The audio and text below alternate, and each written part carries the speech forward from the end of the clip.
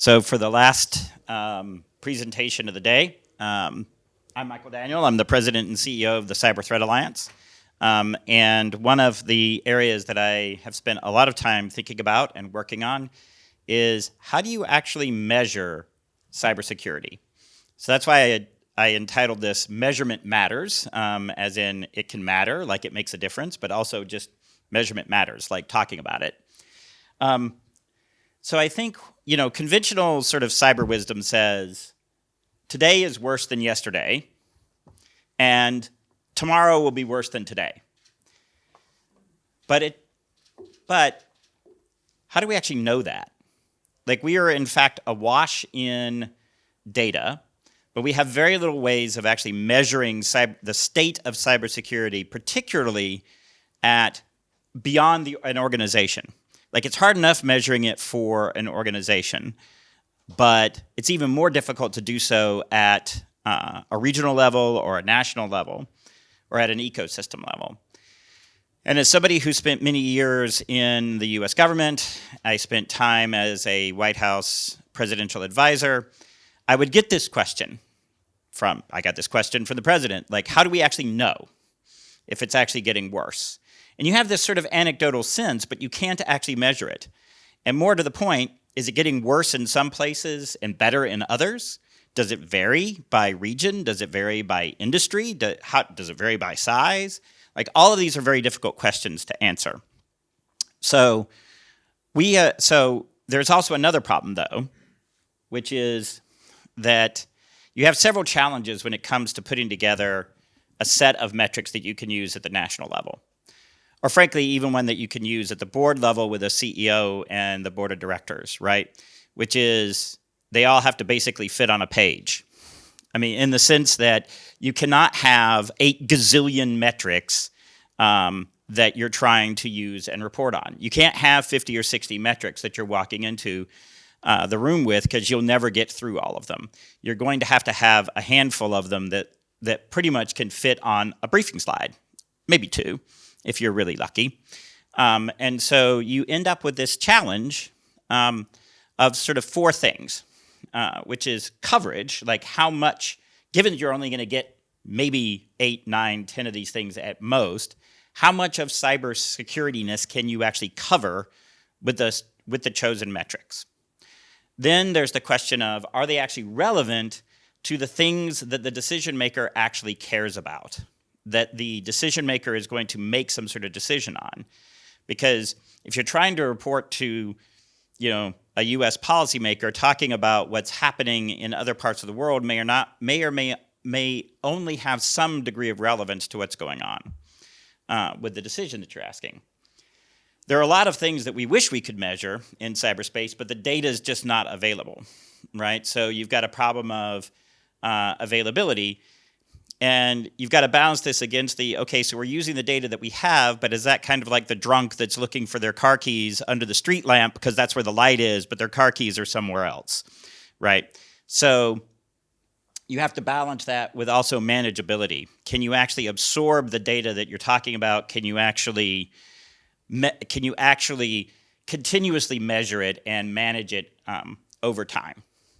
So given all of these challenges, I've actually been working with several different groups over a period of time, including the World Economic Forum's Global Future Council on Cybersecurity, Professor Jason Healy up at Columbia University and his students there, Yuri Ito at Cyber Green, Zurich Reinsurance. All of us have been involved in these projects, and there are various papers coming out also with the Aspen cyber group. So some of these have been pressure tested. Some of what I'm about to talk about has been pressure tested in these different groups. There's actually a paper coming out next Thursday from Zurich Re that actually will have some of this in there. Some of these measurements you'll see in that paper. So the question then becomes, how do you actually select a set of metrics? And there's a couple of different ways you could think about,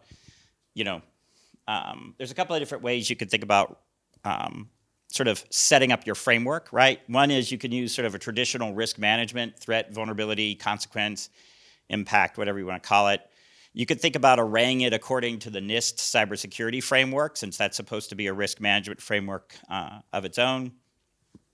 As we've been working through this, it's kind of the classic thing of the plan's pretty much useless, but the planning process is what really matters. So it's probably not so much the specific framework that matters, but that you have a framework that you're trying to attach the measurements to.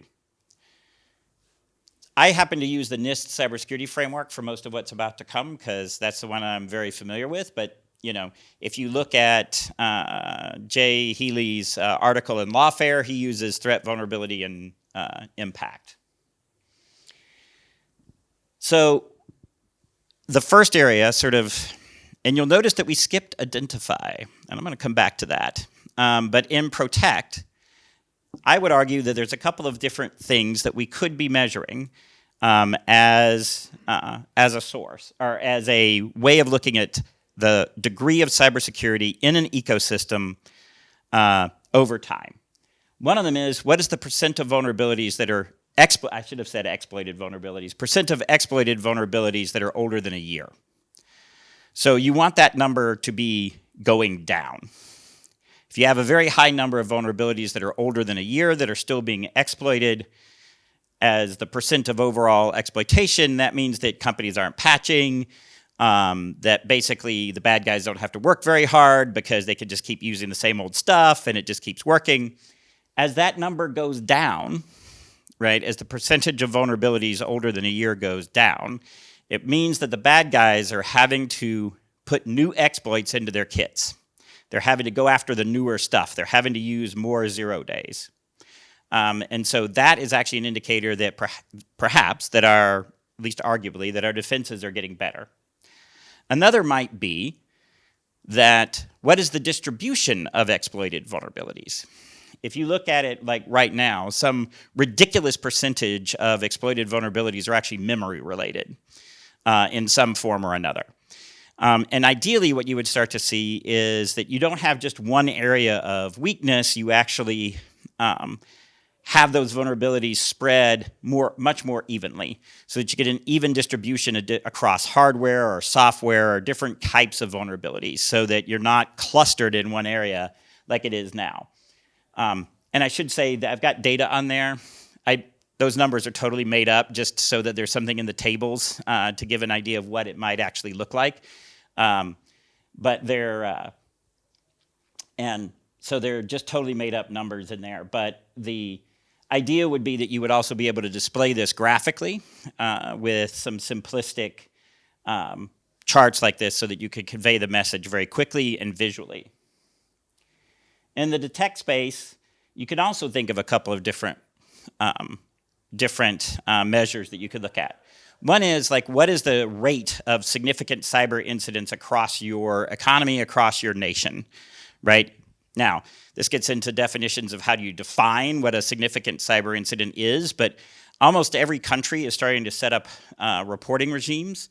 The United States has one that we keep pushing the regulation out, but eventually we'll get it out there, which is CIRCIA, the Cyber Incident Reporting for Critical Infrastructure Act.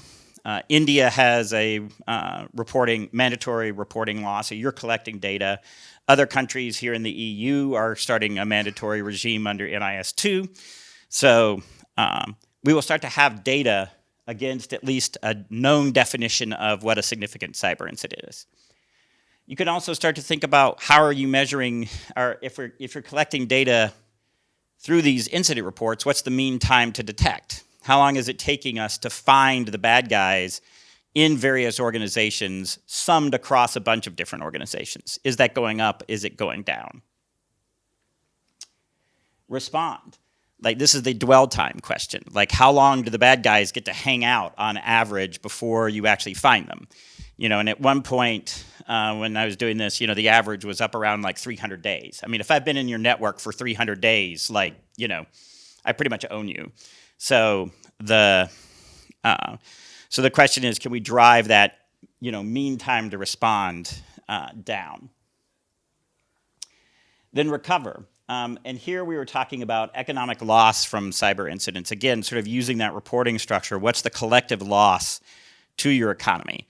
Because at the end of the day, if you're a national policymaker, what you really care about is this collective number. What's my economic loss rate due to ransomware? And not just the ransoms that are being paid, but the lost productivity, the lost, the lost profit that companies are sustaining. What's the economic damage from the incidents? Can I measure and put a value on the IP that has been stolen? Can I figure out all of those other kinds of things and at least start to get an estimate? And this is one of those measures. It's really almost not, the precise number is not what's important. It's the gross number at the rough order of magnitude. Because this starts to say, and this is, incidentally, this measure is why the financial services industry is so good at cybersecurity relative to most others, because they've been able to do this calculation for a very long time. They've been able to say, well, gee, I can either invest in this $5 million cyber tool, or I can lose $100 million in fraud. Gee, that's a tough one. Like, it's been a very clear case for the investment. But if you start having numbers like this at the national level, it makes it much easier to say, well, are we actually spending enough on our cybersecurity at the national level? Are we actually expending the level of resources, making the level of resources that we actually need to? The last one that that was a mistake on the chart. Anyway, forget the distribution of vulnerability types. It's the number of unfilled cybersecurity positions. This part of the NIST cybersecurity framework is a relatively new one. They added this a couple of years ago, the govern function. And as we were looking at this, we were sort of saying, well, one proxy measure for that is if you're looking at how well you can manage cybersecurity, how well you can govern it across your ecosystem, one proxy measure for that is how many unfilled cybersecurity positions do you have? The more that you have, and if that number is growing, then you're probably getting worse at managing your cybersecurity. If you are actually closing that gap, however you're closing it, whether you're hiring more people, eventually figuring out how to make AI actually useful in this space, that sort of thing. However you're closing that gap, if you're closing it, then you probably are getting better at your cybersecurity governance. Now, one of the things you'll notice is that I had potential metrics that you could use with all of the NIST cybersecurity framework areas except for identify. And part of the problem with that was we actually haven't been able to come up with one that survived most of the pressure testing. And so there's an interesting question of whether or not that needs to happen. Whether or not there needs to be a measure in there, but you would want to try to get some measure of that across the ecosystem. But taken together, you've got probably 7 or 8 different potential metrics here that could serve as proxies for how well a country is doing in cybersecurity. And if you started tracking these over time, you could actually begin to put together the trend data, which is actually probably more important than any of these particular numbers at a point in time. And then then what you would ideally do is start looking at data from different countries, comparing pre and post implementation of policies to see whether or not the policy is actually having the intended effect.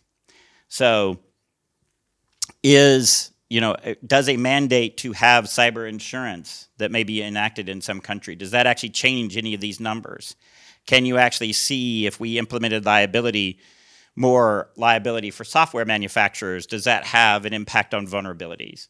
All of those kinds of things you would want to see, but then you could start actually measuring the impact of policy decisions, both whether those policy decisions are enacted by government mandate or whether they're done by voluntary efforts in industry. You could at least begin to see what the effect of those policies are on these kinds of measurements. So that's my presentation on the metrics work. This is an ongoing project, and I very much am wanting thoughts and feedback and feedback even including, that's a really stupid metric. Here, I've got a better one, because we are still really struggling with this question, and this is very much a work in progress. But thank you for letting me talk to you today.